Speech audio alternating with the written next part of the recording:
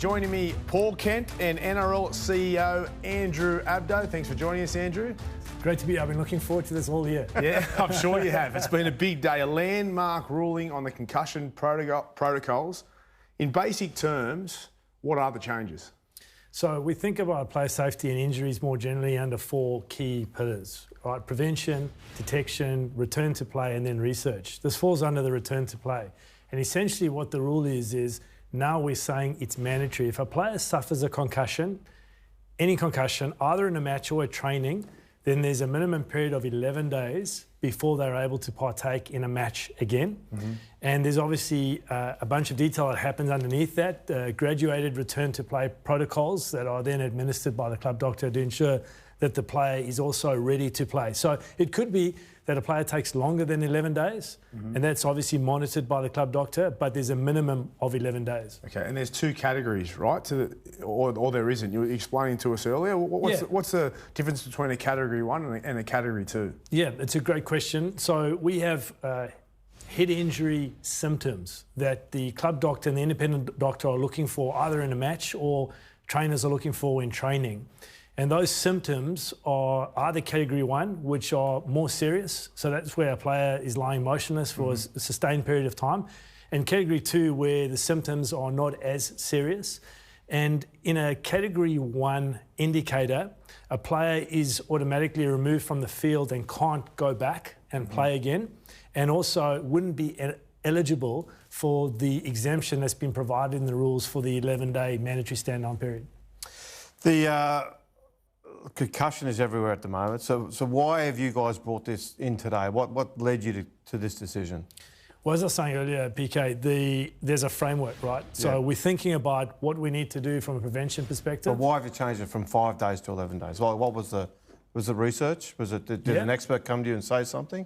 So we've been looking at this for quite an extended period now, for a number of months, and it is based on scientific data. Yep. And it's important to say that our current policy prior to this was it was recommended that there's an 11-day stand-down period. Okay. The difference now is that it's mandatory unless there's exceptional circumstances. And, why 11 days? A couple of things. One is we want to make sure that players feel free to talk and don't feel like they need to mask their symptoms or not say that they are suffering from symptoms, right? Mm-hmm. Which is the reason we've got the exception in there and the 11 days. But also equally, we know longer is better. And so by having a more cautious minimum period, we know that gives players even longer to recover. Did the Kalen Ponga concussion on the weekend have anything to do with you guys implementing it this week? No. Definitely not. As I said, we've been looking at this and the Commission has been looking at the data and taking advice from experts for a number of months now. Mm. For as long as I've been at the NRL, we've been looking at ways in which we can improve across all of those areas, the introduction of the independent doctor, thinking about how we can make, for example, this year, much more rigorous requirements on clubs at training. Mm. So we've got 2 spotters at training with video footage and the monitoring of contact at training. And so the introduction of a mandatory period is nothing to do with any particular player or incident. This is the culmination of a number of months around research. We've seen in recent days a class action that has been launched in the AFL against the AFL by former players. Are you concerned about that? How closely are you watching that? And what's the NRL's position if a similar thing happened in the NRL? Yeah, well, look, there's things you can control and there's things you can't control. And we can't control what people decide to do outside of that. What we can control, though, are policies and procedures. Yep. And regardless of any legal action, the motivation here has been driven by what's our responsibility as a governing body to ensure that we're providing, yes, an entertaining game, but equally a safe game. And we're doing all we can to protect players, not just from head injuries, but all injuries. Yeah. And it's inevitable that in a contact sport, you're going to suffer injuries, but we need to make sure that our rules and our processes and protocols are keeping up with technology, research, and decisions always based on data. The AFL have received legal advice that the assumption that the NRL players, or the AFL players in their case, but in our case NRL players, assume there's an inherent risk of some type of injury if you play the game, which I think is something that the NRL has leaned back on. that they believe that that's irrelevant, that doesn't matter, and that the AFL is still culpable. Is that a concern? Well, I think, when you take risks every day, right? So in a car accident, in a motorbike accident, in a skateboard accident, you can suffer an injury and a head injury. It's inherent in the activity that that's taking place. That's not something that means that we sit back on our laurels and don't think about what we need to do to create an even safer work environment. So, yes, it's a contact sport and players suffer injuries. Our concern is, are we following the data and the research, and are we making sure that our policies and procedures are appropriate for the sport that we have? How have the players in the clubs received the news today? Yeah, I mean, I think everyone is really united on the concept of making sure that we're doing what we can to create a safe environment. Everyone's entitled to their views, and some people express their views freely.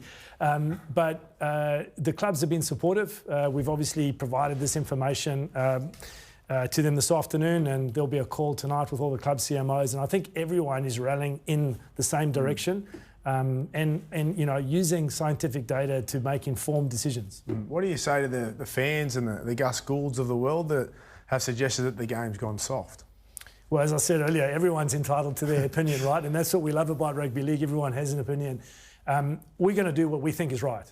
And that's what a governing body has to do. And sometimes leadership... But is it a concern, though, Andrew? Sorry to interrupt you, but is it a concern that a lot of people, old salty rugby league types, the game's going soft, it's not the game I grew up with, I don't want to watch that. Like, how do you measure what the game is and what you're trying to sell against those people who are so vocal in their disapproval of what you're trying to do? Well, I'll say this. What I was going to say was leadership isn't always about making what popular decisions or making decisions that are only for one particular constituents.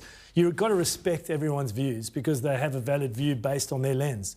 But our lens, when we look at things and we make decisions, is not necessarily through one lens, not through a player lens, a current or a former player, or purely through a fan lens. You've got to do what's right for the overall game. And what I'll say to you is this.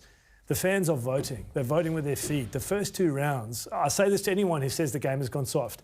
Have you been to a live rugby league game? Because it's anything but soft. It's fast and it's extremely entertaining. And at times, we saw some amazing legal tackles in the first 2 rounds. And the fans are voting with their feet. We've had record attendance. We've had unbelievable television numbers. I mean, we're up 16%. So I feel like the game is in really good shape, but that doesn't mean to say that we shouldn't be doing more. Speaking of the shape the game is in, the multicultural round was launched yesterday by the NRL, and the players refused to turn up as part of their boycott against the NRL as part of the CBA negotiations. What are your thoughts on that?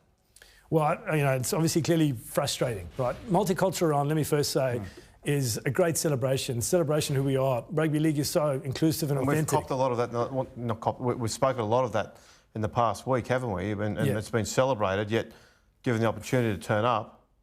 It's something that's pretty close to my heart as well. I grew up as a Lebanese kid, as an outsider in an environment. I immigrated to Australia, and rugby league really welcomed me in. And I feel like our game, look at the World Cup. The World Cup, we had 13 of the 16 teams have NRL players. We have about 62 different heritages represented in our game. We are, whether it's on the field, the players, or in the stands, or volunteers on a Saturday grassroots footy, our game is a celebration of diversity. It's disappointing that the Players Association asked the players not to attend something. What was the reason for it? Well, was it petulance? I'm not going to speak on their behalf. Like you need to ask them that question. It looked like petulance. Yeah. But what we did have was we had a in-league in Harmony Gala Day, 300 kids there wanting to see their heroes. It is disappointing that these actions are resulting in the players not being able to be there for their fans. But we haven't got a CBA done yet, and they've been pretty consistent in wanting to freeze out NRL.com journalists and not attend NRL events. That's their right to choose. I think that it's the fans who are suffering. The game is also talking about expanding to 20 teams. How far away would something like that be, and how difficult is it going to be to get there? Well, so it's great to be talking about expansion because we're in a great position to grow, and we're growing both the men's and women's competition. So this year, 17 teams, and the Dolphins are going really well the first 2 rounds. So it's early days, but it's exciting because that's a whole new market and a whole new avenue of fans and participation pathways for us. This year we'll have a 10-team women's competition. I think the opportunity for us to get from 17 to 18 is the next natural step. And we're excited because we know that there are a number of regions that are particularly passionate about rugby league. Where are some of those regions? Well, none more so than if you look right on our doorstep, our neighbours. So PNG, rugby league, they're fanatical about it. And all of the Pacific countries, have an affinity towards rugby league, but we want to make rugby league the number one sport in that, in this entire neighbourhood, right? Yeah. And so it would make sense for an 18th team to potentially have that identity, but we need to do the work and we need to consider it really carefully because the business case needs to stack up. Time frame? Well, we'll see how we go this season with the Dolphins because obviously always a concern is around player depth. Yeah. So that's something you've got to measure carefully, and we'll also have to make sure that whichever club it is, it's sustainable. But certainly it's something that's on the agenda for the Commission in the next couple of years. We've had record ratings here on Fox League. You guys have had record crowds and the game's in a really, really strong spot at the moment. You must be proud and there must be a sense of happiness there at NRL headquarters at the moment. Yeah, you never really get a chance to relax and enjoy things too much. But I just want to acknowledge the fans. What a great job they've done showing their colours and their support for their clubs. So you mentioned record attendance is the highest since 2013, so over 10 years.